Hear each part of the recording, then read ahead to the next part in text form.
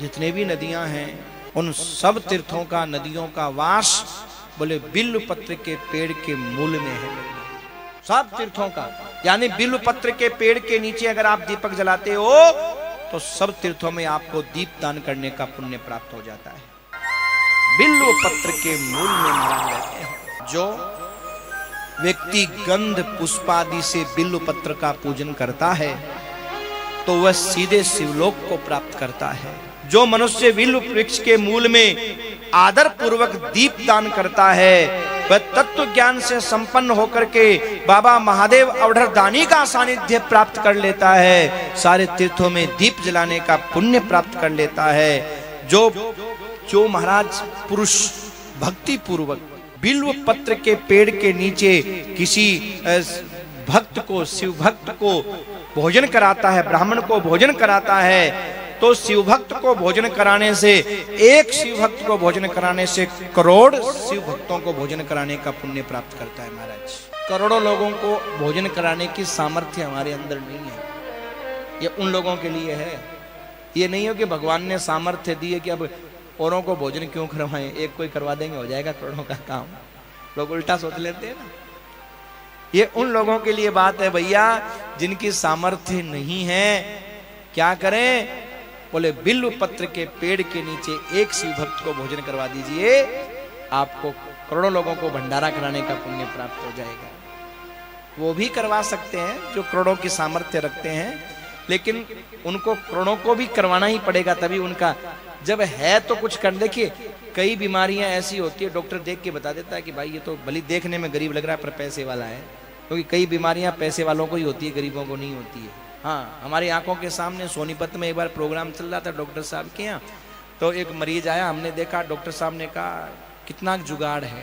कहा डॉक्टर साहब जुगाड़ तो नहीं है। बोले नहीं, बीमारी तो जुगाड़ वाली है, नहीं तो बचोगे नहीं। अरे डॉक्टर साहब आप तो बताओ, सब जुगाड़ ही जुगाड़ है, बताओ कितना लगेगा। तो डॉक्टर साहब आपने कैसे समझा? बोले ये बीमारी गरीब को कम ही होती है, बोले पैसे वालों को ज्यादा होती है। डॉक्टर भी जानता है कि कौन सी बीमारी किसको होती है। तो देखो जिसकी सामर्थ्य नहीं है, सामर्थ्यवान व्यक्ति नहीं है, उसके लिए महाराज ये सुंदर उपाय कि बिल्व मूल में बिठा करके, बिल्व पेड़ के नीचे बिठा करके अगर एक शिव भक्त को भोजन करा दिया जाए तो करोड़ों को महाराज भोजन कराने का पुण्य मिलता है। जो बिल्व वृक्ष के नीचे दूध और घी से युक्त अन्न शिव भक्त को प्रदान करता है वो जिंदगी में कभी दरिद्र नहीं रहता। महाराज इस प्रकार बिल्व पत्र की बहुत सुंदर महाराज महिमा बताई है। देखो बिल्व पत्र जो भगवान शिव को चढ़ाया जाता है ना, तो कहते हैं कि 3 दल वाला जो बिल्व पत्र है ना, 3 पत्ते वाला, 3 दल वाला, अगर उपलब्ध है तो 3 दल वाला चढ़ाओ। 4 दल का भी होता है, 5 दल का भी होता है, 6 दल का भी होता है, 7 दल का भी होता है बिल्व पत्र, पर 3 दल वाला ज्यादा मिलता है। 6 दल वाला तो हमारे पास भी था, पर हमने कभी महिमा समझी नहीं बेचारे की, तो इधर उधर हो गया। हाँ, लापरवाही में। 6 दल तक था हमारे पास में बिल्व पत्र का। आश्रम में बिल्व का पेड़ सबसे पहले जब प्रवेश करते तो बिल्व का ही पेड़ लगा हुआ है। हजारों लोग बोले भोले बाबा की पूजा करते हैं। हमारे तो साक्षात भोले बाबा ही विराजमान है। आश्रम में घुसते उन्हीं के दर्शन होते हैं महाराज। लोग कहते हैं हमारा शिव जी का मंदिर नहीं है, मैंने कहा सारे मंदिर इसी पेड़ में ही हैं, आप तो इसी की पूजा कर लो।